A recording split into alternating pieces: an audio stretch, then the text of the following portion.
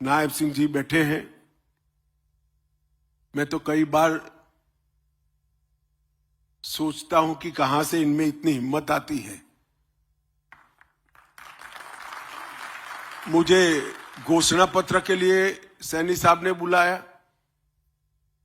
तो चुनाव का घोषणा पत्र था, पार्टी की ओर से मुझे पब्लिक के सामने रखना था। अगले दिन भेजा, मैंने पढ़ा 24 फसलों पर को एमएसपी पे खरीदना।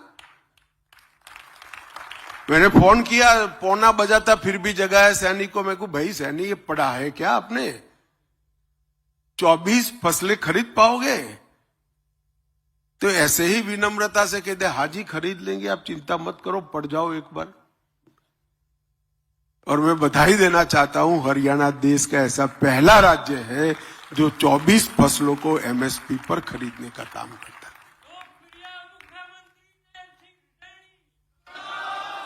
और जो खरीदते हैं उसका भी पैसा 48 घंटे में पूरी कागजी कार्यवाही पूरी कर आपके बैंक अकाउंट में ट्रांसफर कर देते हैं। मैं सहकारिता मंत्री हूं, अनेक राज्यों से चीनी मिलने वाले और गन्ना किसान दोनों मिलने आते हैं।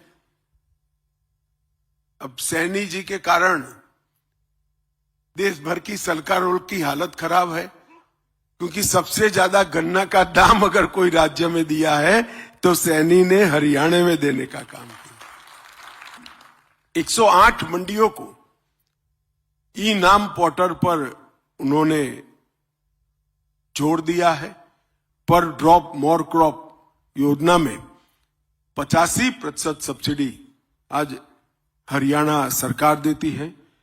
कृषि भूमि पट्टा विधेयक भी लेकर आए और ऐसे टोलों तक पानी नायब सिंह ने पहुंचाया जहां पिछले 40 वर्षों से कभी पानी नहीं पहुंचा था।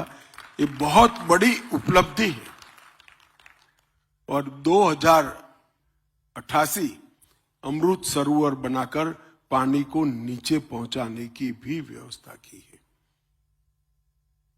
हरियाणा में ढेर सारी इंडस्ट्री है, गुड़गांव है, जीएसटी भी आता है, इनकम टैक्स का हिस्सा भी बड़ा आता है। मगर मैं स्पष्ट रूप से मानता हूं कि हरियाणा का किसान अगर खुश नहीं है तो हरियाणा की सरकार ठीक नहीं चल रही है। और नायब सैनी ने हरियाणा के किसान को हंसता कर दिया, ये सबसे बड़ी उपलब्धि है। मित्रों, आज क्रिप्को ने यहां पर इस सम्मेलन आयोजित किया है। लगभग 7000 सहकारी समितियां क्रिप्को के साथ जुड़ी है। हजीरा और शाहजहांपुर, मतलब उत्तर प्रदेश और गुजरात में 2 परिसरों के माध्यम से 34 लाख मैट्रिक टन यूरिया ये बनाते हैं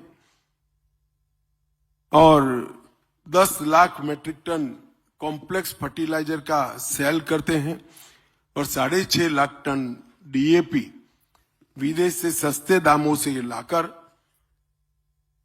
वितरित करने का काम करते हैं।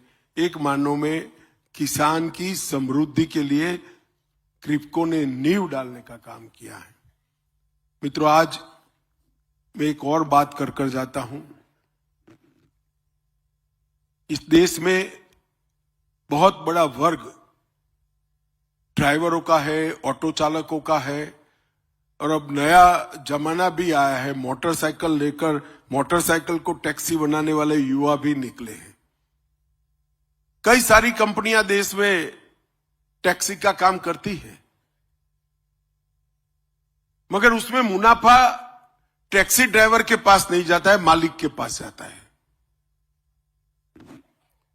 सहकारिता मंत्रालय के इनिशिएटिव से हम 1-2 माह में ही भारत टैक्सी लेकर आएंगे, जिसका मुनाफा एक आना हमारे ड्राइवर भाई के पास जाएगा।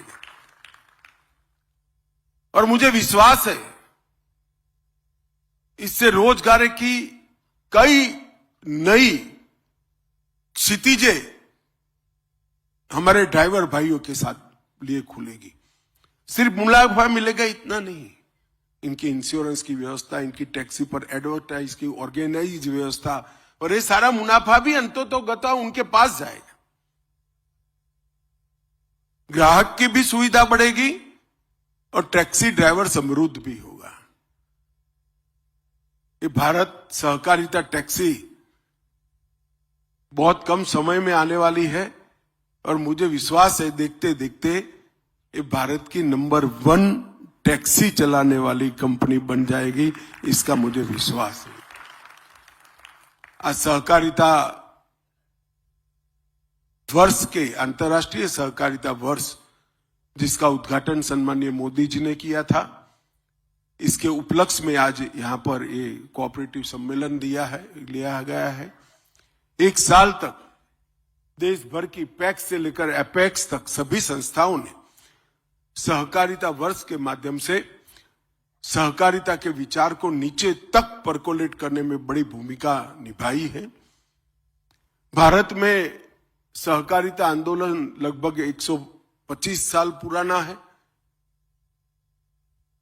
परंतु मैं स्पष्ट रूप से देख रहा हूं नरेंद्र मोदी जी ने जो इनिशिएटिव लिया है और 125 साल तक ये सहकारिता आंदोलन बुलंदी पर जाएगा और ग्रामीण क्षेत्र में विशेषकर समृद्धि का कारण बनेगा।